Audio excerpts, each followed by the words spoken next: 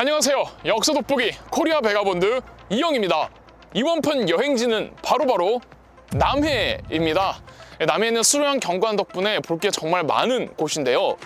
사계절 언제 와도 한국에서 가장 화려한 바다를 즐길 수 있는 곳입니다. 볼 게 굉장히 많아서 이번 편은 특별히 1박 2일로 준비를 했는데요. 물론 남해에서 볼 게 많은 이유도 있지만 사실 제가 서울에 살고 있어서 이 당일치기로는 남해를 갔다 오기 조금 부담스러워서 1박 2일로 준비를 했습니다. 또 감사하게도 제가 광고가 들어왔는데요. 제가 일전부터 남해를 가고 싶다고 얘기를 하면은 남해를 이미 다녀오신 분들은 남해가 좋기는 한데 차가 없으면 조금 힘들다. 대중교통만으로는 남해의 진가를 다 맛보고 오기 힘들다. 이런 말씀을 많이 하셨는데, 그런데 이 뚜벅이 여행러분들 많잖아요. 그런 분들을 위한 앱이 있다고 합니다. 뚜벅이 분들도 편하게 여행할 수 있는 택시 투어 서비스 로이쿠인데요. 자, 그럼 저는 이 로이쿠 앱을 한번 사용해 보도록 하겠습니다. 자, 이게 이제 앱인데요. 보시면 이게 메인 화면입니다. 메인 화면 여행지를 검색해 보세요. 여기 검색란에 클릭을 해보시면은 남해뿐만 아니라 제주도, 서울, 부산, 충주, 고흥, 춘천, 강릉 이렇게 여러 대한민국의 대표 관광 도시들이 있습니다. 자, 여기 남해를 검색해 볼게요. 남해 클릭을 하면은 여기 추천 코스, 음식점, 카페, 숙소, 자연명소, 지역명소, 티켓 서비스, 아이고 많기도 해라, 스포츠 시설, 쇼핑, 문화시설 등이 카테고리별로 정리가 되어 있습니다. 저희는 역사 돋보기니까 역사 유적지를 가야 되니까 문화시설을 보자면은 남해 유배문화관 클릭을 하시면은 그 여행지에 대한 간단한 정보와 입장료 같은 것도 다 적혀 있습니다. 아우 편리하죠? 남해 유배문화관 가고 여기 이순신 순국공원 가면 되겠다. 그래도 남해 왔으니까 자연경관 이런 거 좀 봐야 되잖아요. 자연명소 보면은 서미정원, 네, 여기 요즘 핫하다고 그래서 서미정원 한번 가고, 또 지역명소 보면은 남해 독일마을이랑 다랭이 마을 정도 가면 될 것 같습니다. 자, 보면 여기 나만의 일정 만들기 기능이랑 지도로 여행지 찾기 기능도 있어요. 이 지도로 여행지 찾기 기능을 누르시면은 이렇게 지도로 여행지 위치를 파악을 할 수가 있어서 동선 짜는데 도움이 많이 될 것 같습니다. 여기서 남해 유배문화관이 가장 가깝고, 그 다음이 이순신 순국공원, 서미정원, 다랭이 마을, 이런 순서로 가면 될 것 같아요. 자, 그러면은 이제 택시 예약하는 방법을 알려드리겠습니다. 여기 나만의 일정 만들기를 클릭을 하시고요. 미리 예약을 하셔야 됩니다. 여행지 출발하시기 전에 당일 예약은 안 되시고요. 저희는 이미 예약을 했습니다. 해서 일단 어떻게 예약을 하는 방법을 알려드리기 때문에 임의적으로 한번 클릭을 해보겠습니다. 일단 19일 확인. 자, 출발지는 아까 남해 유배문화관부터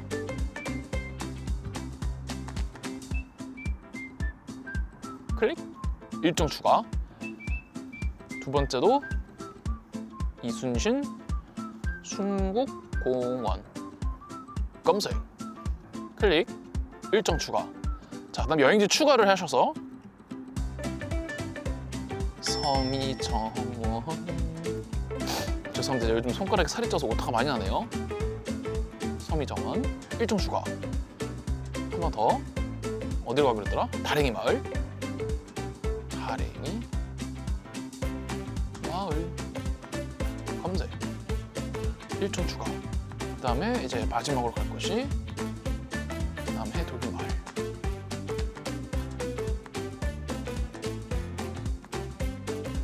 일정 추가. 한 다음에 여기 인원 한 3명이라고 할게요. 픽업 시간 한 10시? 10시 30분. 이용 시간은 한 6시간 한다고 가정을 해보겠습니다. 자, 그 다음에 여기 운전자 검색을 할 수가 있어요. 그러면은 이렇게 이제 기사님들 리스트가 쫙 뜹니다. 가격대랑 다 보이시죠? 보시면은 한 분을 클릭을 하면은 여기 평점도 다 있거든요.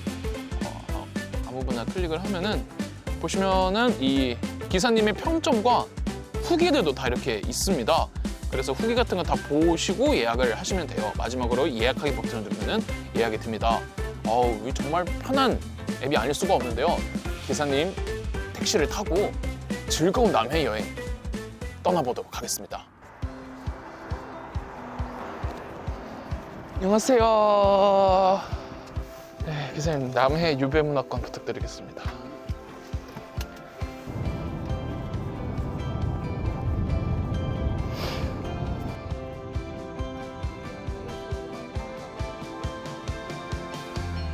기사님 짐 같은 것도 그냥 두고 내려도 되는 거죠? 감사합니다.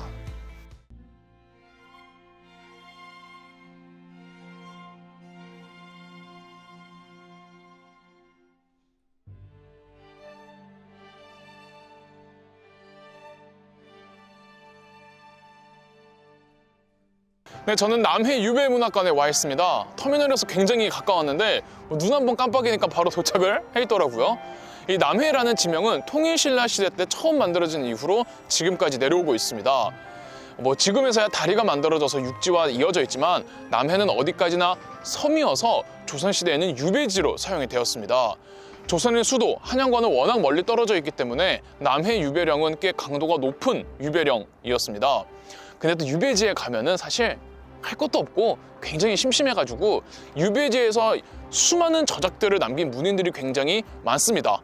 돌아가신 이회수 선생님께서도 글에 집중하기 위해서 집에 감옥 같은 형태의 공간을 따로 마련해 두시기도 하셨고, 유시민 작가님도 그 유명한 이 항소이유서라는 명문장을 어떻게 썼냐는 질문에 감옥은 글을 쓰기에 최고의 조건을 갖춘 곳이다라고 답변을 하시기도 했습니다. 우리나라에서 유배를 다룬 문학관 중에 가장 스케일이 크다는 남해 유배 문학관은 남해로 유배를 온 문인들과 그의 저작들을 소개하는 곳인데요. 어떤 것들을 쓸지 한번 들어가 보겠습니다. 들어가도 되나요?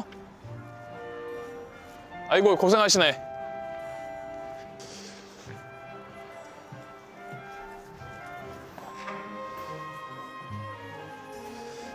처음에는 남해에 관련된 기록물들이 전시가 되어 있습니다.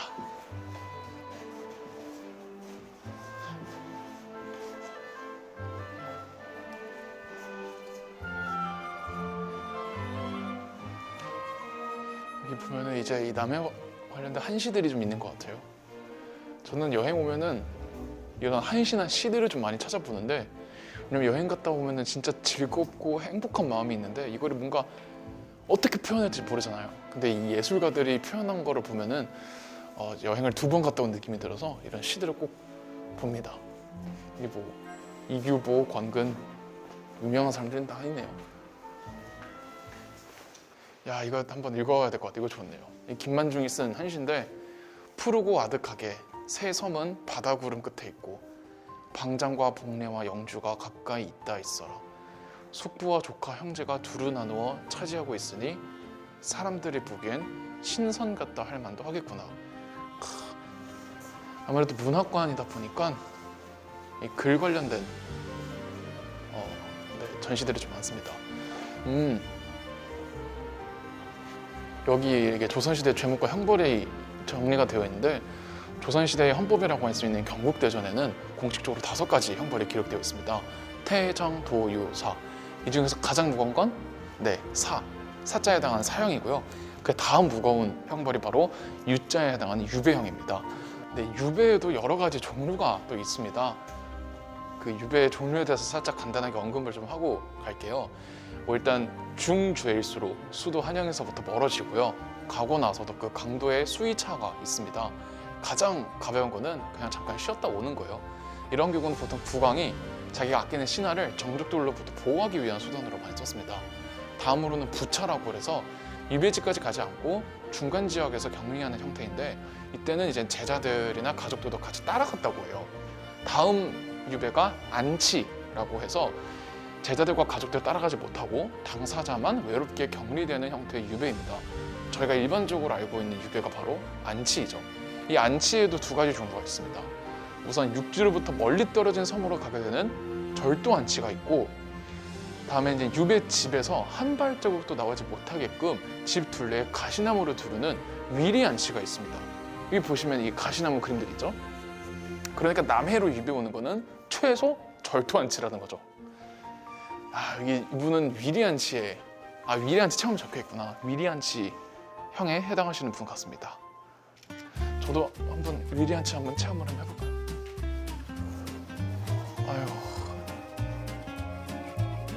일단 저 같은 베가본드 방랑자는 이 위렌치가 거의 사형이 준하는 체벌입니다. 여기 보면은 유배객 체험이 또 있네. 그러면 저 유배 들어갑니다.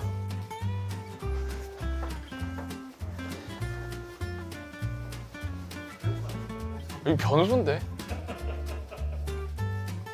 와, 씨, 이거 고문 아니야? 고문?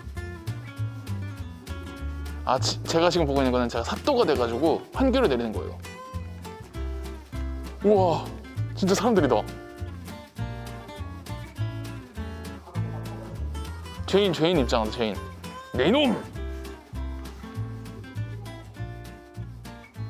이 죄를 네가 알렸다. 남해 유배 문화. 네, 남해 유배객 중에서 문학 작품을 남긴 문의는 현재까지 6명이라고 합니다. 김만중 다 아시죠? 그 제일 유명한 게 이제 우리 고등학교 때 그렇게 공부 많이 했던 사시남전기. 이 사시남전기는 김만중이 당시 국왕했던 숙종을 디스하는 소설이에요. 인현왕후를 폐위시키고 장희빈의 왕비로 만든 숙종을 풍자하는 소설인데, 이거를 보고 이제 성격 괴팍하기로 유명한 숙종이 불같이 화를 냈다고 하죠. 사시남전기를 써서 유배를 당한 게 아니라 유배를 가고 나서 사시남전기를 쓴 거라고 합니다. 아까 어떤 PD님이 사형 안 당한 게 어디냐고. 구운몽도 김만중 선생의 작품입니다. 홍길동전, 춘향전이랑 함께 3대 고전소설로 꼽히는, 제 한때 장래희망이 구운몽의 양소유였습니다. 9명의 아내를 거느리는 느낌은 어떤 느낌일까요?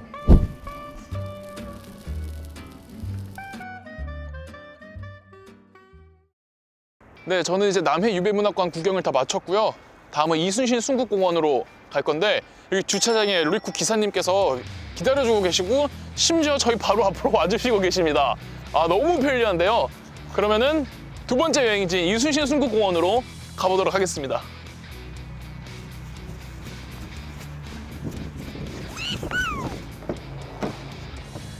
감사합니다, 교수님. 이순신 순국공원으로 가주세요.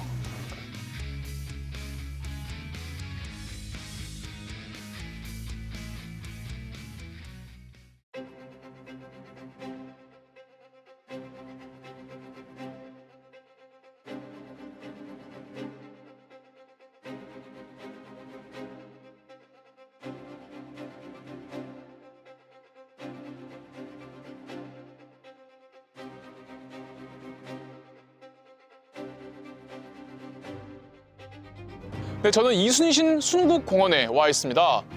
바다 보이시나요? 저 바다에서 무슨 일이 일어났을까요? 맞습니다. 이순신 장군의 마지막 전투였던 노량해전이 벌어진 바다입니다. 노량해전은 1598년 양력으로는 12월, 음력으로는 11월에 일어났던 이순신 장군의 마지막 해전이자 임진왜란의 최종 전투였는데요. 시기적으로 지금 제가 딱 촬영하는 이 시점이랑 맞는 이 시점입니다. 전쟁을 일으킨 도요토미 히데요시가 일본에서 죽고 전쟁에 반대하던 도쿠가와 이에야스가 정권을 잡으면서 조선에 있던 전 일본군 철수 명령 지시가 떨어집니다. 일본군은 이곳 남해안을 통해서 일본으로 다 철수를 하는데, 이순신 장군은 7년간이나 우리 조선인들에게 지옥을 안겨다준 일본군을 그대로 보내줄 생각이 없었습니다. 그래서 노량해전을 두고 이순신 장군이 굳이 출정하지 않아도 됐을 전투다라는 말들도 있는데요. 맞습니다. 당시 조선의 임금이었던 선조조차도 이순신 장군에게 돌아가는 일본군을 그냥 보내라고 했습니다. 하지만 이순신 장군은 왕명을 거부한 채 출정을 했던 거죠. 이게 비단 감정적인 거나 민족적인 이유가 아니라 전술적으로도 한번 침입한 적이 다시 침입을 못하게 하려면 적군에게 가급적 많은 피해를 주어야 합니다. 따라서 이순신 장군의 노량해전은 어떤 복수의 쾌감을 위해서 출정한 전투가 아니라 일본군이 한 번 더 침입해오지 못하도록 더 많은 피해를 주기 위한 전투였다는 거죠. 저쪽 바다 완전 끝으로 쭉 가시면은 뭐가 있냐면은 순천 외성이 있습니다. 다른 일본군들은 다 철수를 했는데 임진왜란 당시 일본군의 실질적인 대장이었던 고니시 유키나가가 저기 순천 외성에 고립되어 있었어요. 왜냐하면 이순신 장군과 명나라의 진린 제독이 이끄는 조명연합 수군이 이 바다를 싹 다 가로막고 순천 외성을 포위시켜 두고 있었거든요. 이때 이제 고니시 유키나가가 명나라 진린 제독에게 온갖 뇌물을 다 주면서 퇴로를 열어달라고 부탁을 했지만 이순신 장군은 단칼에 거절을 합니다. 이러니까 조선 땅에 아직 남아있던 일본군, 예컨대 사천에 있던 시마즈 요시로, 남해에 있었던 소 요시토시, 그리고 고성에 있던 타치바네 무네시게, 이 세 일본 장수들이 병력을 이끈 채 고니시 유키나가를 구원하고 퇴로를 열게 하기 위해서 이쪽 바다로 다 집결하기로 합니다. 근데 이순신 장군 입장에서는 이 고니시의 병력과 일본 지원 병력이 연합하면은 이 상당히 골치 아파지기 때문에 이순신 장군은 이 지원 병력을 막고자 이제 이쪽 섬 너머에 있는 저쪽 바다에 매복을 한 채 지원 병력을 기다리고 있었고, 그렇게 해서 벌어진 전투가 바로 노량 해전이었습니다. 이순신 매복에 걸린 이 지원 병력은 이쪽 바로 앞바다까지 도망쳐 나오는데요. 하지만 이순신 장군은 여기에도 매복을 시켜놓았고, 이 새벽부터 벌어진 전투는 아침까지 이어졌습니다. 결국 고니시 유키나가는 무사히 빠져나가는 데 성공을 하지만 지원 병력으로 왔었던 일본군 외선 300척 중에서 200척이 침몰했습니다. 하지만 이순신 장군이 전투 도중 날아오는 유탄에 맞아 사망을 해버리고 말죠. 근데 이 노량해전은 이순신 장군뿐만이 아니라 그 당시 장성급 조선군 장교들 대다수가 전사하거나 부상을 당합니다. 그만큼 노량해전은 이순신 장군이 가장 적극적으로 그리고 공격적으로 밀어붙였던 전투라는 걸 알 수가 있는 거죠.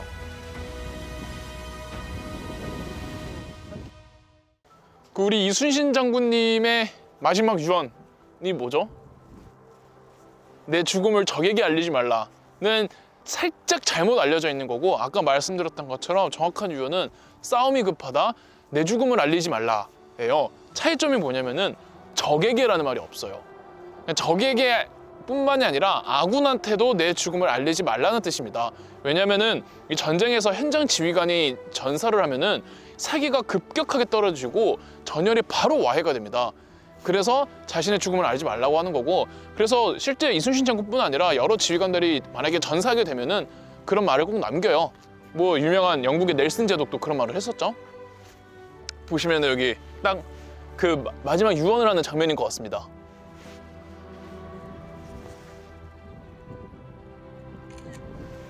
불멸의 이순신,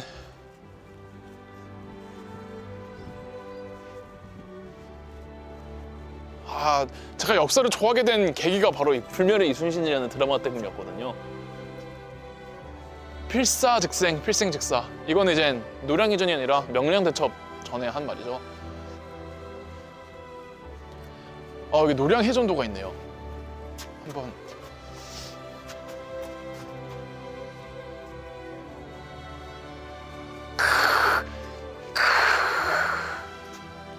싸움이 한창 급하니 내가 죽었다는 말 하지 말라. 전방금 신물 언하사.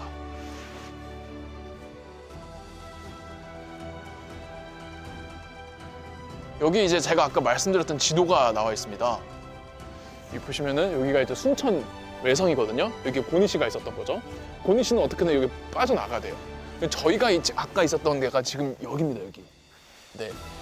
그리고 이제 그 이순신 장군과 진린제독의 조명연합수군이 이쪽에 와 있었고, 아까 말씀드렸던 사천, 남해, 고성에서 왔었던 그 일본 지원 병력이 이렇게 온 거예요, 이렇게.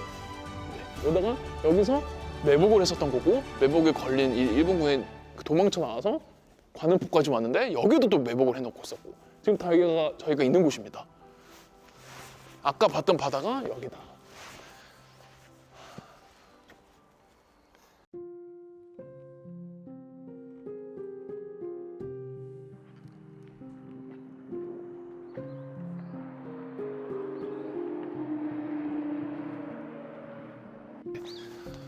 네, 저희는 원래 다음 장소로 이동을 하려다가 로이쿠 기사님의 추천으로 이순신 장군 운국길이 있다고 해서 한번 와봤습니다.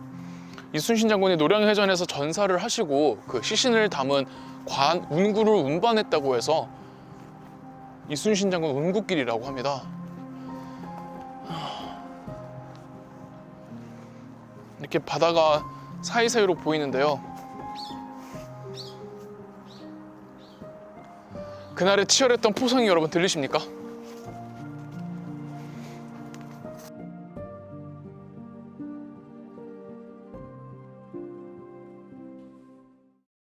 저희 역서 돋보기가 멤버십 제도를 시작했습니다. 멤버십 혜택에 대해서는 많은 고민을 하고 있는데요. 여러분들의 관심이 저희 영상 만드는 데 큰 도움이 되니까 멤버십 가입 부탁드리겠습니다.